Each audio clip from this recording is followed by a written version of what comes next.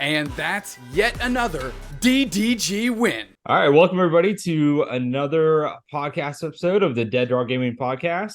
We are in between regionals this week. We just finished up the Peoria Regional Championships, and we are about to head out to the Sacramento Regional Championships. And to talk about both tournaments, we've got a long list of guests here, all members of Team DDG.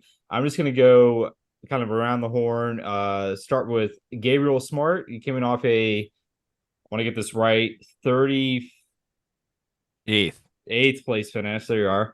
How was Peoria for you? How are you doing? I'm doing good. I got back from Peoria Sunday night. I bubbled out of top 32, which was kind of annoying. I had a good enough record, 10 wins, 3 losses, and 2 ties to make it in, but my resistance wasn't great. And now it's a quick turnaround to Sacramento. Thankfully, I live about 40-ish minutes away from the convention center, so it's not necessarily back-to-back travel weekends, which is nice. So I've just been chilling at home, and I'm excited to play more Pokemon this weekend. Yeah, you get the lucky hometown regional, which is always nice. Then we got Braden Elfert. He was also out in Peoria. He had a red hot day one, ended up at 92 for the weekend. How are you, Braden? I'm great. Yeah, had a hot start, 7-1 day one, day two didn't go so well. It's some rough matchups, but sometimes just how it goes, and ready to kill it in Sacramento. Sick. All right, and you were on, what is this, Arceus Lowland Vulpix Yep, Arc Pidgeot Vulpix. pile? All right, nice. Yep. Not quite a pile. It obviously did well. Then we got Michael Davidson. This is the second time on the podcast, second week on Team DDG. How you doing tonight, dude?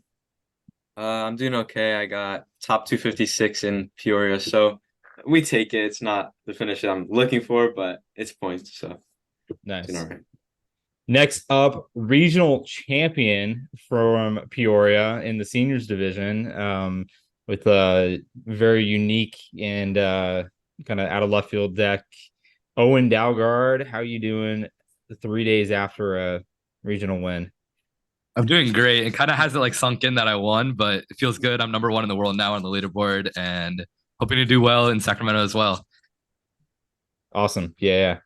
I think you'll be able to hold on to that. I think you're gonna have a great season. So all right. Last up, Jake, the Iron Hands Nemesis Gearhart. Like, you're just gonna be, until your next Twitter beef, like, this is gonna be your MO, dude. Like, how you doing as we quickly approach the release of your new favorite card? Yeah, I'm doing good. I sadly had a deck list error in the main event in Peoria, which wasn't great. But I got second at the challenge the day before, and they gave me these poster things, so I got the real best prize. Nice. At the tournament. Yeah. Yeah, Jake won the weekend with his oversized Pokemon cards. Owen number 2 with his medal. All right. I got my oversized Mew in the background. Nice. It's back there. My big Mew card. Were those like those were like store promos, right? They were like, yeah, wall. They like changed the card as you move around. Yeah. Nice. Well, I had an awesome weekend too. A solid 3-4-2 finish. Really representing the team very well. So hoping to do better in Sacramento, but we'll see. Just having fun traveling around with y'all. Okay, let's get into Peoria. Just do a quick recap. Because we only have 5 days in between each tournament. It's going to be interesting to see how the meta shakes out. It will only be the second tournament, and it will only be the second weekend for the Pokemon 151 meta. So, and like we were talking about with Owen in our previous video, it's a West Coast tournament versus the previous 2 regionals have all been kind of on the East Coast with Pittsburgh and Peoria. So maybe it shakes out a little bit, but to really get a good picture of what's going to happen this weekend, we need to kind of understand what happened in Peoria. And the day one meta was really interesting. The top deck was Charizard EX. That's what Gabe and his group decided to take out to the event. So why don't we just start there, Gabe? How, did y'all settle on Charizard EX? How did it feel out throughout the weekend? And just kind of give us a matchup rundown.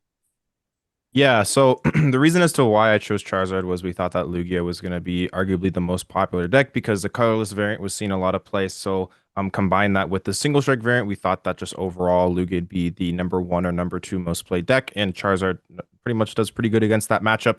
I also thought that decks like Miraidon and Mew would still see play, which they obviously did, and Charizard takes an okay matchup against both of those. So I thought the matchup spread overall was relatively decent for the deck. I thought Giratina, which was one of the deck's hardest matchups, wasn't going to see as much play due to Lugia seeing a lot of play, and that ended up to be actually pretty true. So I ended up, so getting top 64 of the deck. The deck felt pretty good. I think it gets actually a little bit better heading into Sacramento. I lost only to a brick to an Ice Rider Calyrex. I mentioned that on my Twitter. And then I lost a gentleman's agreement that I made a misplay in game one. I should have won the set versus Kyogre, and then I lost to Gardevoir, which that matchup's actually not great. I learned if they set up perfectly. So ended up 10-3-2. Deck felt pretty good. One of my good friends, Drew Kennett, ended up getting 12th place, going 10-1-4, so only losing one round the entire tournament with the exact same 60. So he saw the most success out of the people that ended up playing the deck. I think it's still really good heading into Sacramento, but it definitely needs a few changes moving forward. Do you know what his loss was against? His loss was the colorless Lugia. He drew very badly. He just from what I heard him say, I think he just did not set up very well, but he didn't lose any other round aside from that. I know he beat Tord. Tord didn't draw great, but I know he was able to capitalize on that, and then he pretty much ran through every other matchup. He started 504 actually going into day two, and then went 5-1 in day two. So getting in 12th place was pretty impressive. So the deck felt pretty good. I do think that the list was not perfect. I just actually finished up an article on Cutter Tap going over some of the changes that I would make. That should be going live in a day or two. So check that out. Yep. We got Andy working on it right now. So let me ask you, because I took your list and played for an hour or two with it. What percentage of the games were you able to get Pidgeot and Charizard out reasonably easily? So most of day one, I was able to do that. Day two, the first 6 combined games, in round one and round two, I got it out once. So games 1, 2, and 3 of round 10, I got it out 0 times. Then games 1 and 2 of round 11, I got it out 0 times. And I finally got it out in game 3. The deck doesn't get it out as consistently as I would like turn 2. I would say probably gets it about 50% of the time turn 2. It also admittedly does depend whether or not you go first or second. I think you getting it out on turn 2 going second is statistically much higher than getting it out going first, because you have the ability to play a supporter on turn 1. So I do think your starts are a little bit more aggressive. However, you do have the negative of being an evolution deck going second, which just, naturally puts you at a disadvantage in a lot of matchups. But I would say about 50% of the time I was able to get it out on turn 2. But the problem is when you don't get it out on turn 2, it's really hard to get it out on turn 3, turn 4, and so on. Just because of hand disruption cards and everything like that. You kind of have to high roll into the rare candy Pidgeot. So really your second turn of the game is your best shot. Mm-hmm. All right, cool. And then over to Braden's list. So give me a little background. Why did you decide to bring Arceus, along the ball picks? How did it feel? Obviously, you're red hot on day one, and what were your matchups on day two that kind of got rough for you? Well, day one, I was just hitting most of the general matchups like Guardy, a lot of Guardy, Achian Pao. So you can just kind of get out Vulpix, and they can't kill it instantly. You kind of just win those matchups. And then going into day two, I hit the Charizard with the path. Of course, Gabe's classic list, and can't do anything against the path. I can try and Sharon's care, but they pretty much just run you over eventually. And then I hit Mew, which is just auto loss, and yeah, just downhill from there. Yeah, it doesn't say much. Just a couple bad matchups, and you're way behind. So, what's your view on this deck? Like, is this kind of one and done for you, or what do you think about this deck moving forward? I don't think it's very good going forward because they know all the cards in the list, but it's kind of just that element of surprise, if they don't know that you have all the healing cards and ways to get the Vulpix out with the poncho, they can't really play around it. But besides that, yeah. Cool. Okay. And Michael, what did you end up bringing? I don't even know. What did you play? I played Guardy. I know I played a pretty similar list to Jake. We a few cards off, but we kind of were talking about it the day before, and Guardy doesn't have that many like overwhelmingly favorables besides maybe like Miraidon, but all of your matchups are just pretty winnable. I lost my first round to a Tina. They just like drew very well, and I drew pretty subpar. And then I lost my last round to a DT Mew, which was my winning in. I just drew overall subpar in that round two. How many like turbo lost zones did you play? I hit two. I hit two in a row when I had to win out, and I beat both of them. So Nice. Okay. All right, cool. I'm gonna skip you now for Owen. I'm gonna give a teaser here. You need to go watch our regional championship winner video that we posted after this podcast by probably a day. So go check that out. But we'll kind of get into your Gooder V-Star forecast for this weekend here in a bit. Then Jake, what did you end up bringing to Peoria, and how'd your tournament go? Yeah, I played Guardy, like Michael said. I think it was a really good play for the. I just like Guardy in general. I think it's very solid against all the decks. There's a lot of like you can play out from any position. Like a Mirage Step fixes your terrible starts, and that was a problem because I submitted 4 refinement curly on my list, which I realized after round 5. I made a copying issue in Arcanine when I was submitting my list, so that kind of screwed me over. I ended up losing 2 quick rounds after that because of not being able to include Mirage Step in my deck. But I think the deck is very good into like Miraidon especially. But I really like Brent Tonnison's list that he top aided with.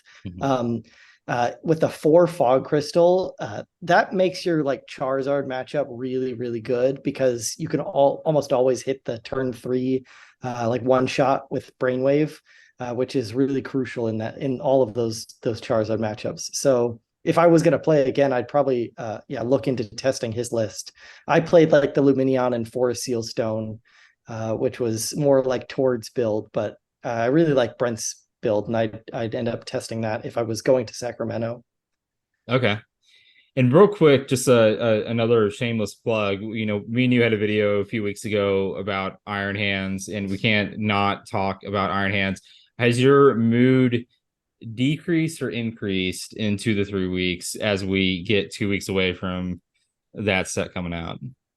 It's about the same. I'm seeing the copium coming up on Twitter and places with people not saying it's going to be good. Like Andrew Mahone, Tricky Jim had a stream earlier today where they were testing Iron Hands and it was destroying Lost Box, and he's like, it's not a problem. It's not a problem, but we'll see.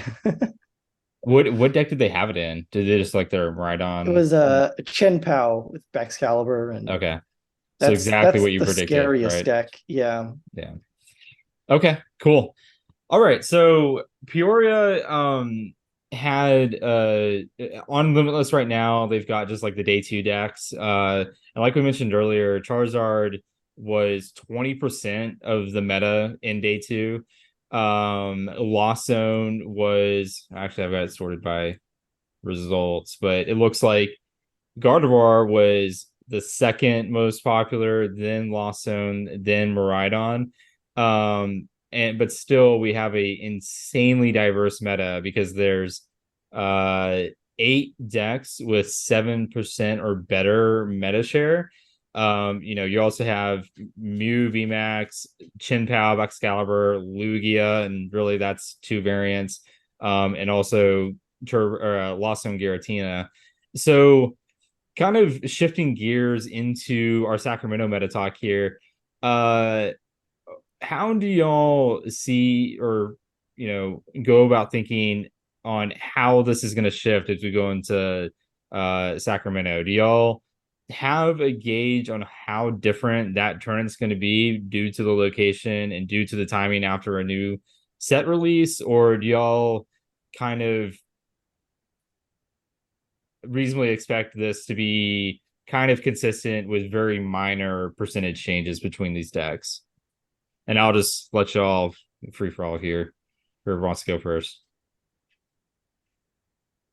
I guess I'll start. I think that the turnaround is too short for a lot of people to change. 'Cause I think you have to look at it like out of the 1,500 players that there's probably going to be in the Masters division, probably 700 to 800 of them are like very casual. So I can't see that large percentage switching decks or completely changing what they were considering due to what happened at Peoria.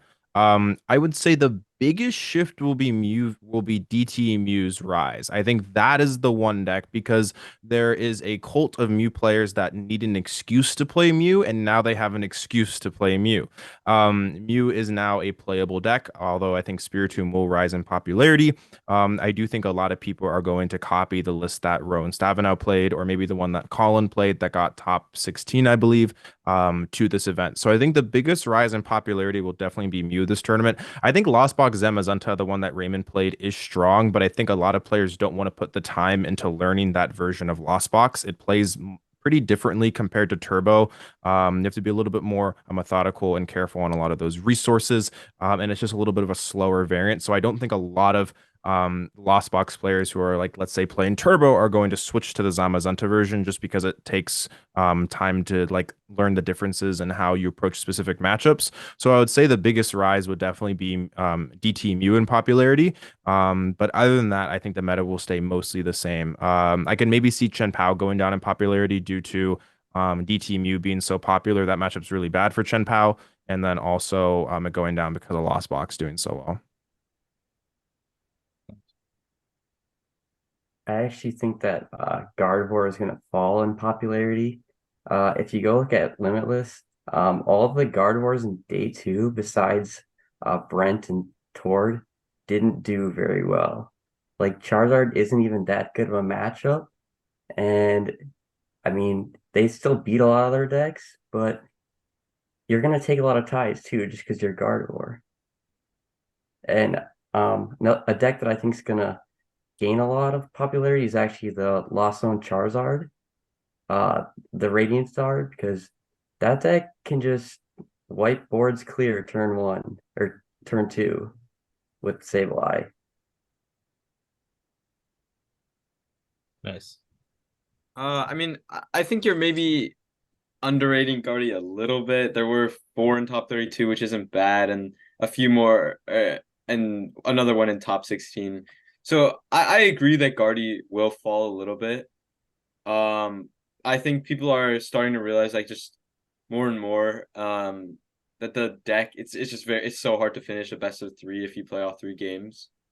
So I think that's one of Guardy's biggest issues. And if Zard is starting to play Path, because Zard is a relatively favorable matchup, the Arven build, but if more of them start to play Path like Gabe's list did, it probably gives them a significantly higher win percentage into Guardy. Yeah, I think we've always seen like Gardevoir have like pretty poor conversion rates into like the top tables, but despite that, it always sees a lot of play. So I think it's one of those like fan favorite decks where they have like a lot of people just behind them, even though they're probably not going to do that well, because it like Michael said, it's very hard to finish a best of 3. You have to be really like cognizant about time and know how to play under those time constraints if you want to do well with the deck, but that doesn't necessarily like correlate to its popularity in the tournament. So if you're playing like a deck, I wouldn't be too scared of Gardevoir because you're probably not going to hit like really great players playing Gardevoir, but I wouldn't be surprised to see a high number of people playing it despite that. I've sort of a follow-up question. Anyone can answer this, but I think, the stat guy here, Jake, might have a good answer. Like when we have a meta that's this diverse, where we have upwards of 10 decks that make up, like a considerable percentage each, is it even possible to make a meta call and go into the tournament and, pick the best deck to make a run, or is it just purely based on matchups and you having a mastery of, whatever particular deck, you take into the tournament, where your success is more based on just pure practice and skill rather than you know, analyzing and picking the meta call? Yeah, with a metagame so wide like this, you're unlikely to actually like match the percentages of decks. Like if you say there's 10 decks at 10%, you're somewhat unlikely to hit like an even number of them. You're with only 15 rounds, you're likely to have like a spike in one and hit like maybe none of like even the most popular deck, and a lot of like a lower percentage deck. So it's hard to go in with like a counter deck. It's certainly possible, like especially if you're like Braden's deck, the Vulpix, it's solid against like a bunch of matchups. And then you have ones that you don't want to face, which is fine. But if you're really trying to like counter every single deck, it's just not possible in this type of format. So and yeah, I would just pick whatever you think you're best at out of these like top decks, and that's generally the best strategy going into these meta games. Okay, cool. And then real quick on, just kind of finish off with Charizard here. Like it seems like 4 or 5 different versions of this deck we've kind of seen people put together at this point. What is y'all's opinion on what is the best version of it going into Sacramento, and do you think it'll be the most popular deck this weekend again? I think Arvin Zard is still the best version. I think Lost Sun Zard is a little bit too inconsistent for my liking. I don't like how it can just randomly lose games to Iono and like missing Rare Candy on Charizard.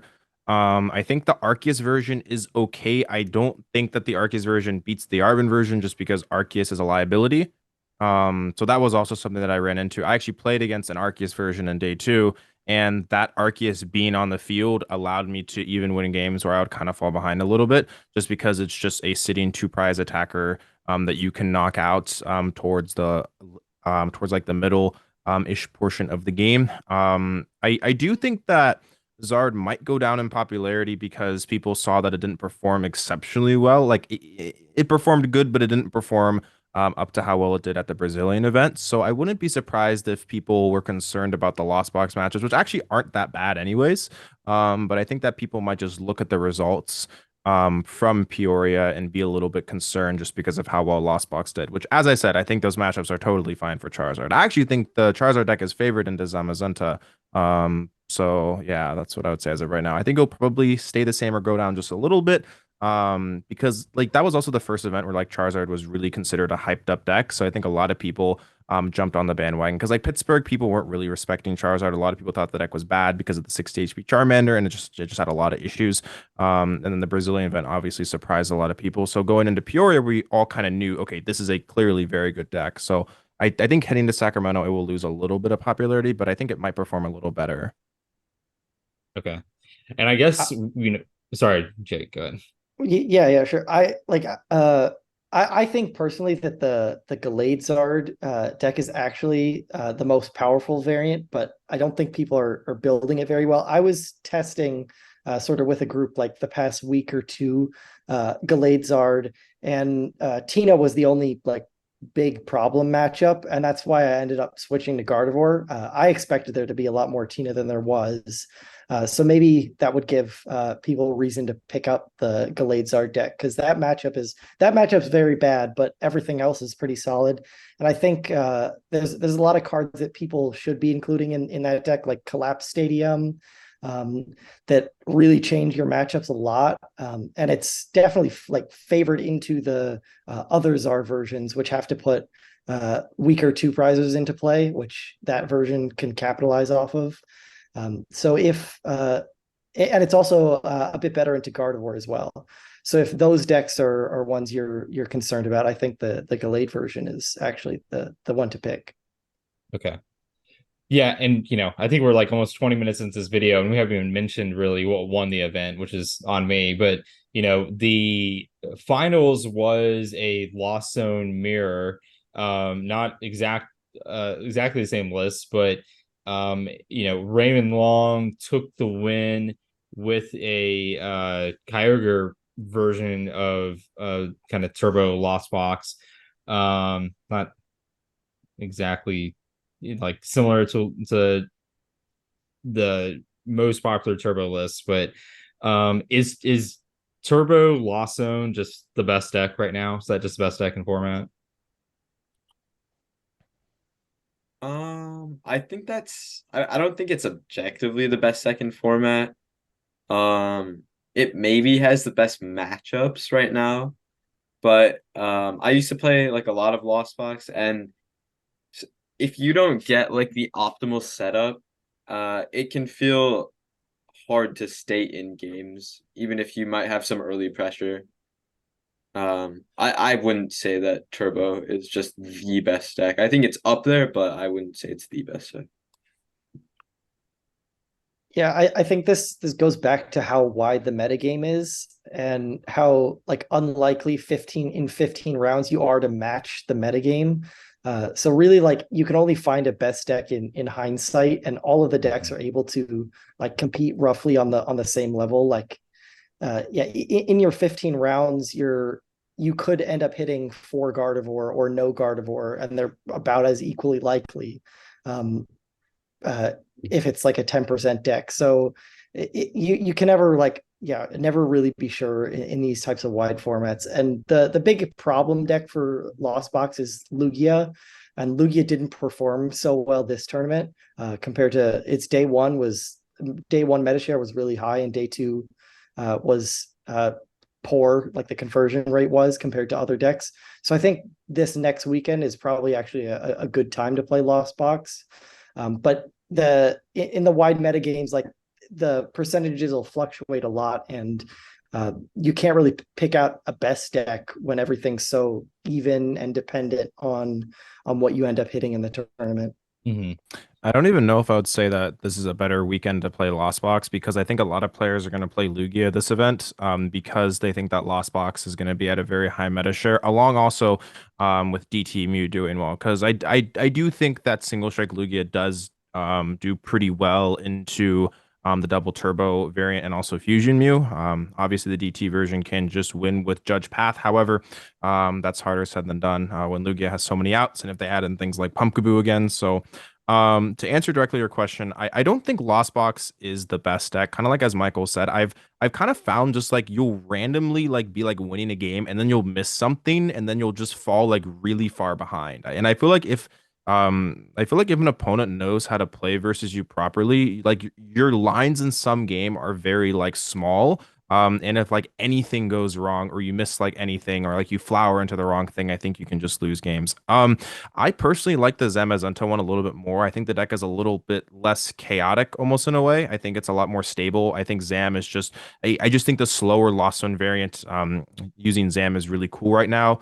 Zam is very, very good against things like Charizard. You can cram for 110 and then Zam for 220, which is really good math. And then Kyogre is obviously still a very, very good card, especially with how much Miraidon is seeing play. I know Raymond was able to beat a couple of those Miraidon players, I believe. So overall, I think Turbo is probably not the best deck in the format. I actually think that Zam might be a little bit better with how the meta game is shaping up to be. Yeah. And I mean, that's a good point. Like, although the last two, well, the most recent North American tournament was won by Turbo, and Pittsburgh was won by Turbo, but the international tournaments were won by Charizard and Rapid Strike. So it may be, a little bit of coincidence that Turbo seems like the best deck in format, just on the surface, but when you really dig into it, it might not be. Okay, into kind of like the road decks a little bit. Let's now talk to Owen about his regional win with Gudra V-Star. How does Gudra V-Star stack up for Sacramento? Where do you think this lies in the meta forecast for Sac? Yeah, I mean, if we're just talking about Masters here, I definitely think that Gujar will be worse than it was for Peoria, but I still think it will be a really good call because I would say Gujar's worst matchup right now is Turbo Lost Box, Kyogre Lost Box, like any Tina Lost Box, like any other Lost Box variant.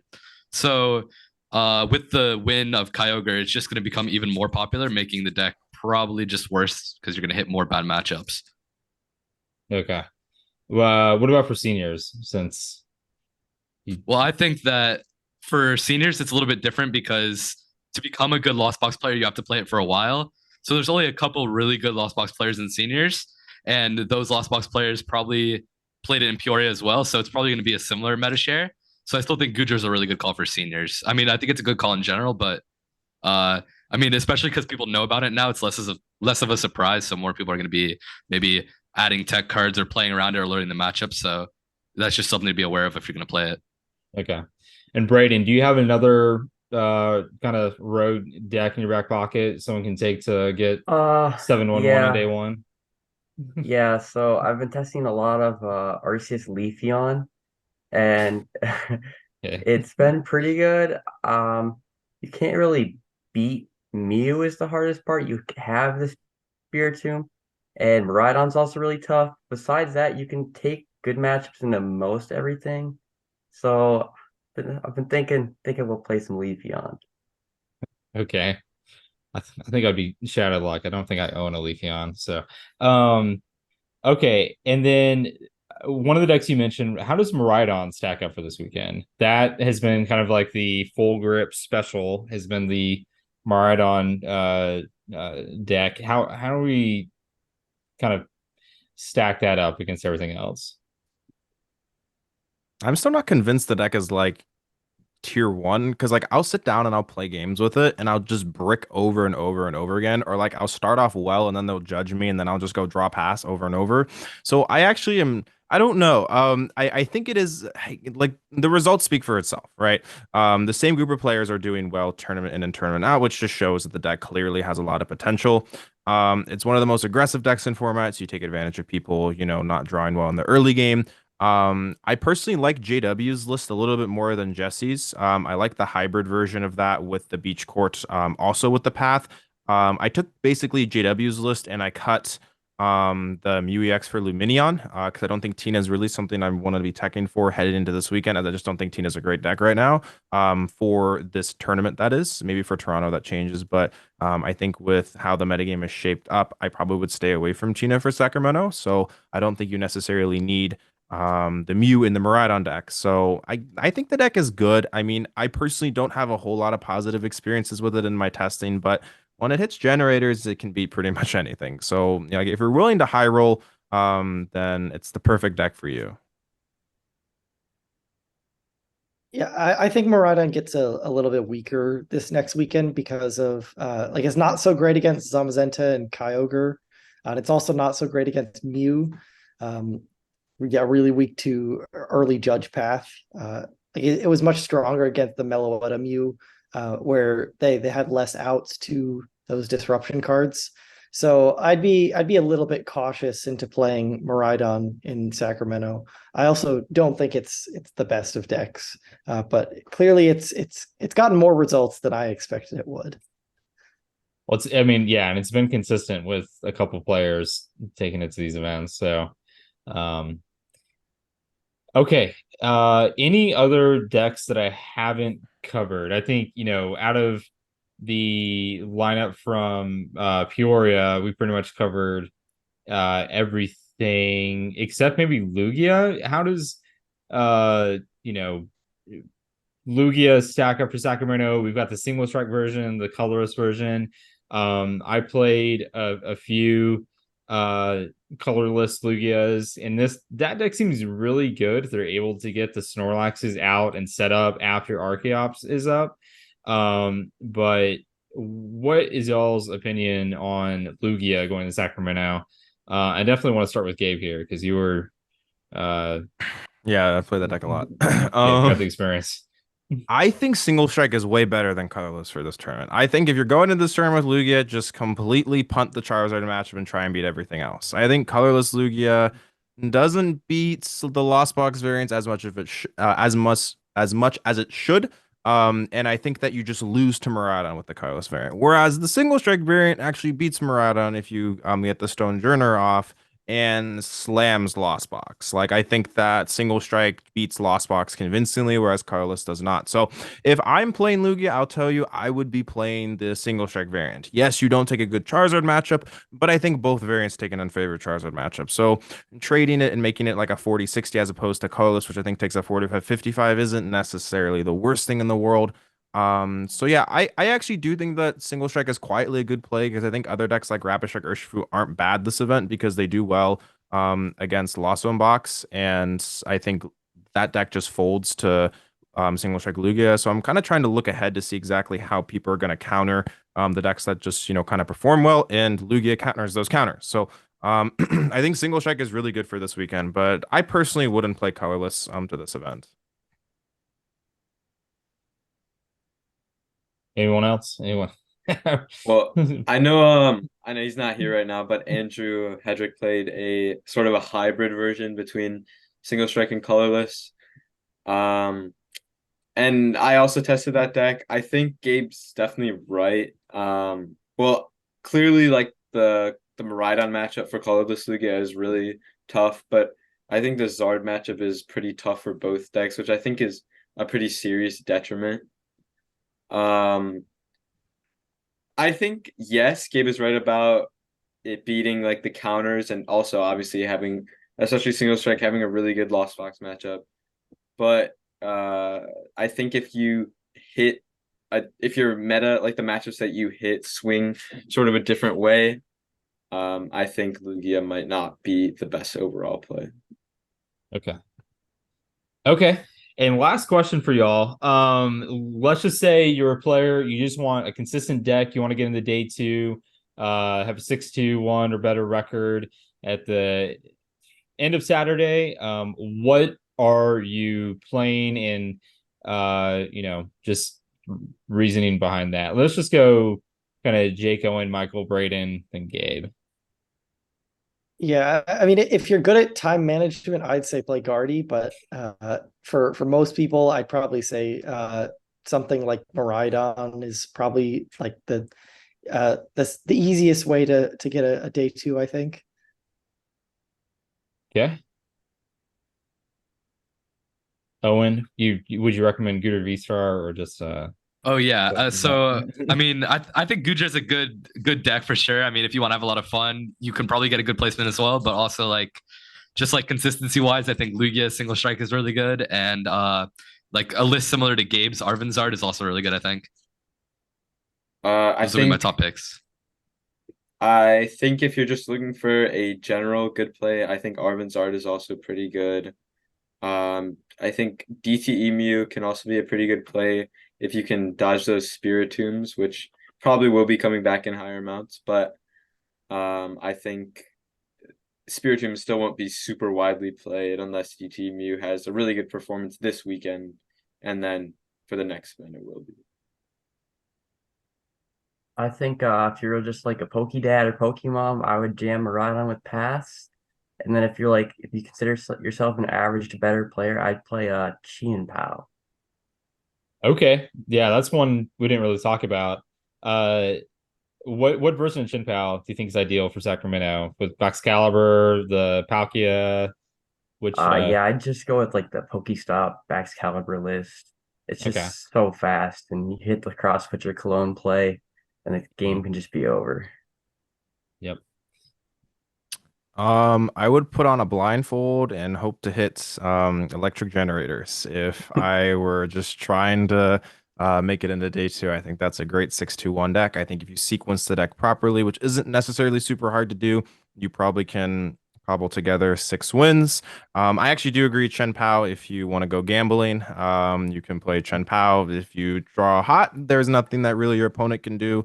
However, that deck actually ties more than people think. I know that some people were starting off with like 2 or 3 ties. I know at Peoria, like I think Bradner started 003 with the deck or something like that. So I would say if you're just trying to make your first day two, I think Miraidon is a good play, or or probably DTMU as well, because DTMU is not too difficult to play either. And their strategies are both very simple and consistent throughout most matchups. So those would be the two decks that I would consider playing. All right, it's settled. I'm playing right on this weekend.